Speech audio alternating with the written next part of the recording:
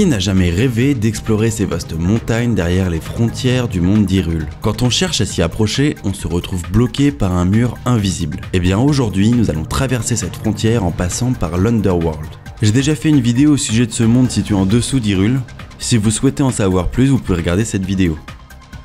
Quand on commence à explorer cette zone, on se rend compte que la grande majorité du monde du dessous est aquatique. Le jeu a également un comportement particulier une fois sous l'eau. La caméra reste à la surface, tandis que Link est également repoussé vers le haut. Il est alors très difficile de trouver un support nous permettant de sortir de l'eau. C'est pourquoi nous allons utiliser le glitch du Moon Jump pour explorer bien plus facilement ce monde caché, ce qui nous permettra d'atteindre très rapidement les frontières du jeu.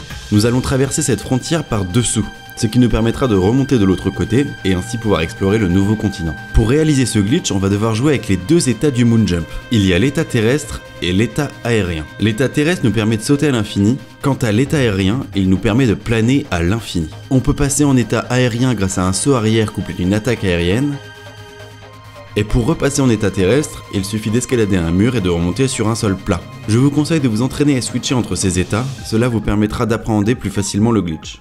Notez également que si vous êtes bloqué en marche forcée, il suffit de porter une ressource pour courir de nouveau. Comme le fonctionnement de ce glitch est assez complexe, on va tout de suite passer à la pratique, je vais vous présenter la procédure étape par étape. On commence par activer le Moon Jump. Pour ce faire, rendez-vous à cheval au guichet de tir à l'arc situé au sud du lac Hylia. On commence par lancer l'entraînement.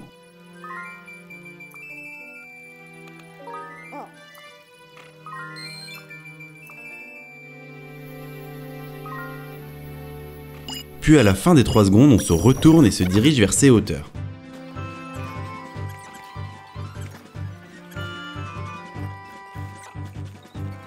Une fois là-haut, on attend que le timer passe à 15 secondes, puis on saute de notre cheval et on plane en direction des chevaux en contrebas.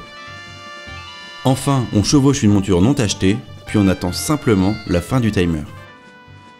Une fois le mini-jeu terminé, on quitte l'épreuve. On remarque que Link se déplace bizarrement sur son cheval. Cette animation indique que le glitch du Moon Jump est bien actif. On va donc se téléporter au sanctuaire de la Renaissance.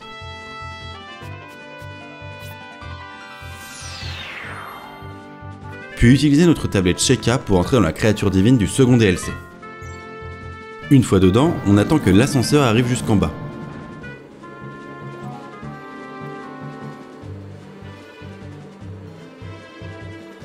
Puis on ressort de la créature en posant notre tablette Sheikah sur le même module. On se retrouve ainsi de nouveau dans le sanctuaire de la Renaissance. A partir de là, on attend une petite seconde puis on se déplace. Une sauvegarde automatique devrait se lancer. On va maintenant charger cette sauvegarde auto. A la fin du chargement, on se retrouve dans l'Underworld à proximité de l'ancienne cité des mouettes. On attend que Link sorte de l'eau et on active la paravoile pour se diriger vers cette cascade juste à côté de ces roches. On se place à droite des roches et on remonte la cascade.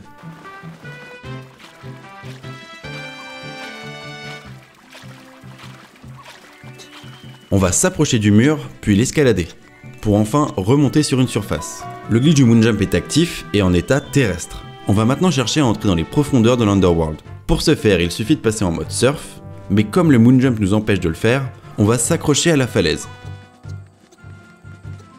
Puis on maintient les boutons ZL et A, et on saute tout en maintenant le stick directionnel vers le bas. On remarque que Link passe en mode surf et qu'il tombe, alors que la caméra reste à la surface. On ne s'en rend pas compte visuellement, mais Link est bien en train de tomber dans les abysses. On va maintenant attendre 5 minutes sans toucher à notre manette, ce qui permet à Link d'atteindre une profondeur suffisante pour pouvoir se déplacer sur de longues distances. Une fois les 5 minutes écoulées, on appuie simplement sur B pour ranger notre bouclier, puis sur X pour nager. A partir de là, on se déplace en hyper vitesse. Les contrôles de la manette sont inversés. Si on oriente le stick directionnel vers le bas, on avance tout droit. On avance extrêmement vite et on passe à travers tous les obstacles. Ce qu'il se passe en réalité, c'est que Link est placé bien plus profondément dans l'eau et il remonte à très haute vitesse. Quand on oriente le stick directionnel, une partie de l'énergie qui propulse Link vers le haut le propulse dans la direction de notre choix. Et comme la caméra est figée à la surface, on peut admirer le paysage. Notez bien que Link est dans l'eau. Il perd donc de l'énergie. Il faut penser à utiliser des remèdes vitalistes pour éviter de se noyer et devoir tout recommencer. On va ainsi se déplacer en ligne droite jusqu'à arriver à la frontière du jeu. Si vous n'avez pas réussi à atteindre la frontière, vous pouvez recharger la première sauvegarde automatique. On se retrouvera au même endroit qu'au précédent chargement. On peut ainsi recommencer la manipulation de zéro. Si on traverse une zone où il n'y a pas d'eau, Link peut tomber ou encore se bloquer. Il faut veiller à rester dans une surface où l'océan souterrain est toujours présent. Si tout s'est bien passé, on arrive à la frontière du jeu. On se retrouve à avancer doucement et les contrôles ne sont plus inversés. C'est parce que l'on a traversé la frontière. Cependant, Link est à une profondeur encore inconnue. Il serait beaucoup trop long de remonter à la surface à l'aide du Moon Jump. C'est pourquoi on va faire demi-tour pour se repositionner avant la frontière. Puis on attend que Link remonte car son corps est poussé par l'eau jusqu'à la surface. Dès qu'on voit des éclaboussures dans l'eau, c'est que Link est proche de la surface. On en profite pour retraverser la frontière. Une fois de l'autre côté, on va chercher à remonter.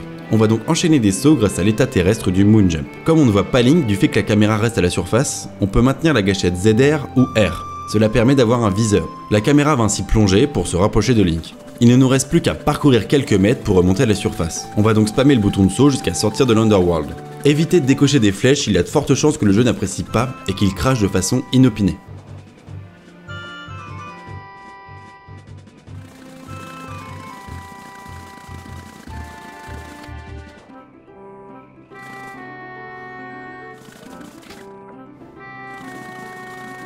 Et nous voilà bel et bien en dehors des frontières du jeu.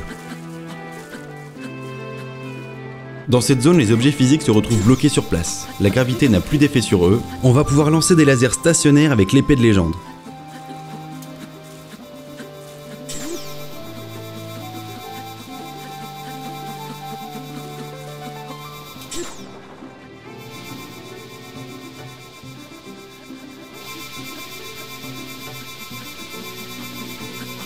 On va également pouvoir entreposer nos armes en l'air.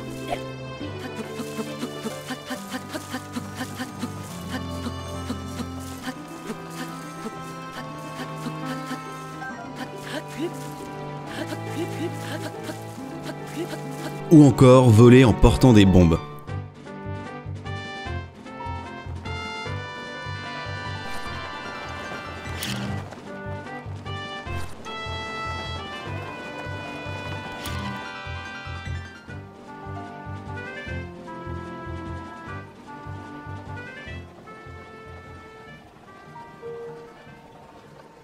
Et voilà, c'est tout pour ce fabuleux glitch.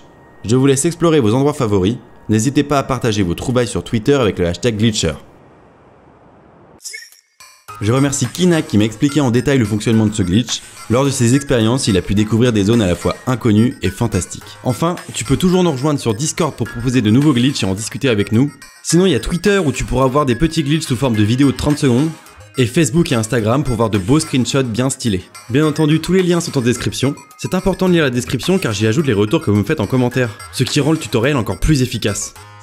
Je tiens à remercier l'ensemble des contributeurs ainsi que tous les donateurs. Que ce soit via les dons directs ou le visionnage de vidéos sponsorisées, votre action permet à la chaîne de survivre financièrement. Merci à vous.